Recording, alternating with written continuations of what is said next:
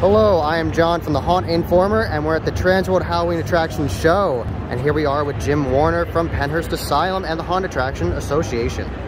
Hi, how are you today? I'm super psyched to be doing the interview. Yes, awesome. So, tell me about what Pennhurst is working on for 2022. Well, Pennhurst, as you know, Pennhurst is one of the most extreme, largest haunted attractions in the country. We try every year to set the bar a little differently. We are picking up our game with our scenic designs. New, breathtaking scenes are being built inside of the attraction. Nice. I really think people aren't going to recognize walking through. It's going to be a whole new experience for them. Oh yeah, going to change like the asylum and the morgue and everything? Well, the asylum is getting, let's call it updated. Okay. We're adding a lot of technology-based and interactive. We're working with 3D mapping.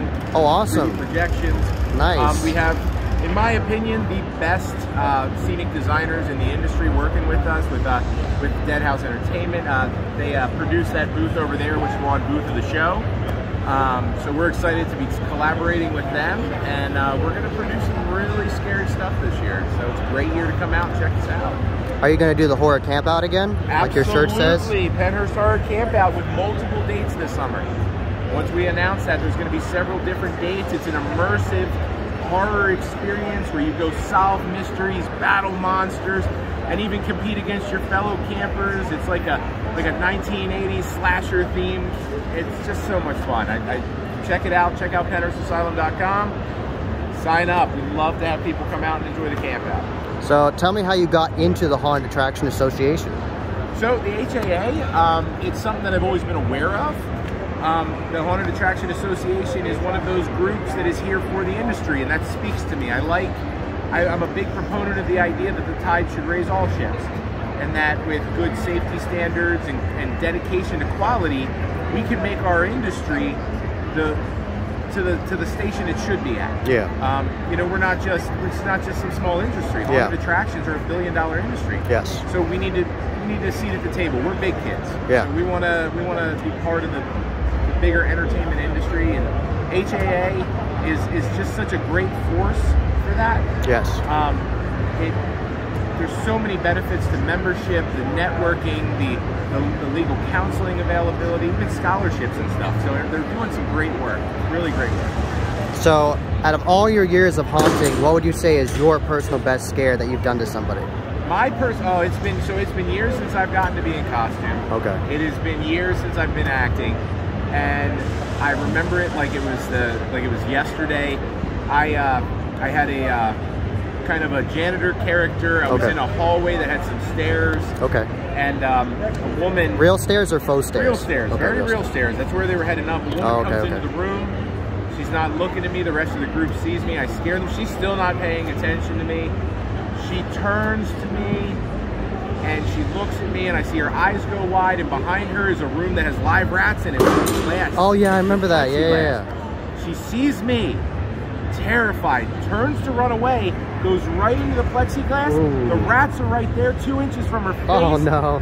She faints, her husband catches her. and of course me, immediately I jump into, oh my God, are you okay? Yeah, of course. And we help her out, get her some air, but she said, I have never been more afraid in my life. And I'm like, you know what? That's a pretty good benchmark. That's a great story. That's a great story. So where do you see the haunt industry going in the future? What do you think are the different things that are standing out? What I see for the industry, number one, I see the industry growing. I see the industry thriving. I see us producing better, more immersive attractions as we go. And that's the name of the game now. We can no longer just give them a run-of-the-mill spooky experience. Like they need to get something out of it. There needs to be interactive, it needs to be technology-based, it needs to be thematic. You have to have great actors, great customer service, and deliver an experience that is worth them coming out. And I think that our crowds and our customers, they're not going to settle for any half work. They want to see spectacle. They want to see great things. Yes, they do. And as long as we make it customer service driven and we're offering great value, that's the key. And I think that's where all of us in the entire industry need to be focused on, is offering more value, better experiences, and consistency. Now, from your experience of working with actors for many years, what is your best advice for dealing with the actor shortages lately and just keeping a happy team? So one of the things that I'm most proud about that I've been able to do, and it's something that our team, my GM with Karen Lightcap, that we have focused on, is the idea that this isn't a job. Okay. We're going to pay you like it's a job. We're going to expect you to show up and clock in like it's a job. But it's not a job. Okay. We have a responsibility as owners, managers, and leaders to provide a culture that is rewarding. Yes. We have to provide a culture that is positive, that builds people up. We want our staff to want to be doing what they're doing. Yes. And it shouldn't be drudgery. No. It shouldn't be a punch in the clock type of thing. No. It has to be fun. It has to be rewarding. And when we focus on those things and we do fun things above and beyond for our crew, that's the key. Every haunted attraction, period, your staff is your greatest asset. Yes. The $1 million props, $1 million sets, $1 million marketing, your staff is your greatest asset. Definitely. So, what would you say are your favorite scare techniques for scare actors when you're teaching them? How do you tell them to be like, to stay away from people? Tell me your different techniques for that. Well, so, you know, Pennhurst is a touching haunt. Yes. So we're a little bit different. We're a little unique in the industry with that. So is Pennhurst Asylum, the other attraction that I work with. Yes. When we're training our actors, it's safety first. Nothing comes before the safety. We talk about how to identify problematic customers, the customers you don't want to get close to, how to identify through stature who you want to watch out for. Obviously, with the size of our attractions, how to move the customers through your scene effectively is a big component. Definitely. Scaring forward and making sure that we're pushing people in such a direction as to keep the show moving at all times. But the big thing is letting them have fun, letting them be part of the creative process. This isn't, we're not shooting a movie. No. I don't have to hand them a script and have to have everything perfect. No. I want them to take the costume and makeup that we set for the room, and I want them to develop into that character. We teach them how to move, but then they use those movements how they choose to be effective. Not micromanaging them, allowing them to put on a great show. Yeah. Now, I want to know, this is one of my last questions for you. You've been very nice to me right now. Thank you very much. How do you deal with customers that are more rowdy? How do you deal with those situations? Well, so at our attractions, we have a tiered response. We have a tiered way that people go through. Okay. So let's say we identify a problem group out in the crowd, and they are ruckus and raucous. And the thing is, though, they still paid to be there. That's true. They still bought a ticket. They still should get a show. Yes. Let's say they're drunk or they're on something. Yeah. When they come through, we would normally have an alert system where a staff member would proceed through first, alert the staff to, hey guys, hands off on the next group, let them go through, give them the show, but hands off. Let's not push this group. Yeah. And then we have a secondary staff that comes in after them to say all clear, back to the normal show. And that has gone a long way to protecting our staff members. Not to mention that, and I make this abundantly clear to all of our staff. Yeah. The customers have purchased the ticket and they have agreed to follow our rules to enjoy a show. Yes. If a customer is breaking our rules and they are not keeping their end of the bargain, we no longer owe them a show. Okay. So our actors are under no obligation to entertain a hateful or violent customer. They're not. Just back off, let them walk through. And I think that goes a long way for the actors to know that we do very much value them. And that we care about them, and that we're okay with them. Whoa, I don't want to be a part of this. You know, all part of the safety training. Yes, yes, yes.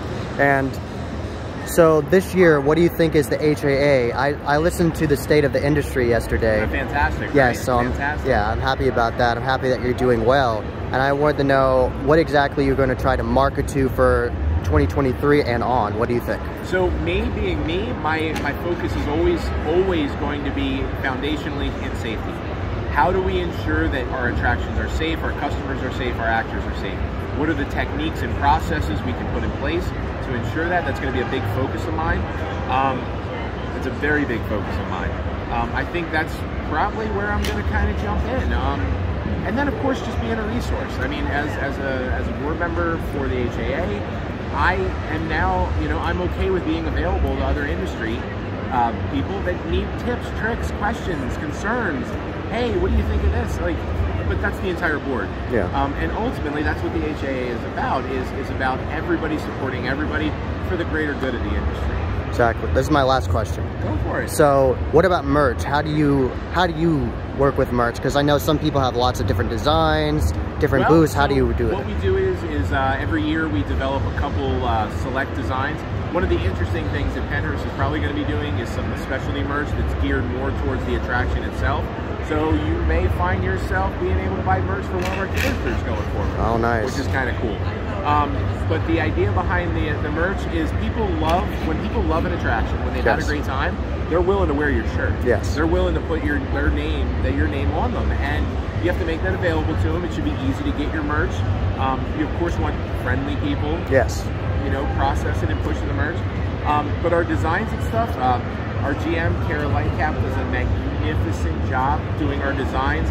Our one owner's wife, Chris, does an exceptional job coming up with merch designs for each season. They collaborate, they work together. It really is like a neat kind of melting pot of ideas, and then we put out some of the best stuff out there. Actually, I just thought of another question. Can I just ask you one more? This will actually be the last one. This is the last one, you promise? Yeah, actually the last one, I swear. Okay. I swear.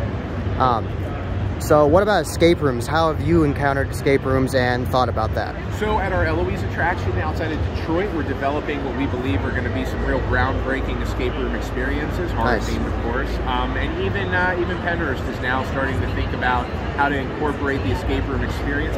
And of course our camp out borrows heavily from the escape room industry. You're solving puzzles, finding keys, looking for clues. Like the camp out borrows heavily from that, but in a much more, you're not in a room, you're in a huge open area. So very cool stuff. But the escape rooms, they're so much fun, they're so interesting. You know yes, what I mean? definitely. And I think that's something that we're starting to get our feet wet in how to incorporate them into our massive experience we already offer. Definitely. So, thank you very much. This has been Jim Werner at the Haunt Attraction Association booth at the Transworld Haunt Attraction Show. And definitely check out the Haunt Informer, guys. Haunt Informer. Thank you. Subscribe, like, subscribe. And definitely tell everybody how you can find the HAA and Pennhurst Asylum and all your attractions. Haunted Attraction Association is online. Facebook, Google, just search us up. And then, of course, PennhurstAsylum.com, EloiseAsylum.com. Come see us. Awesome.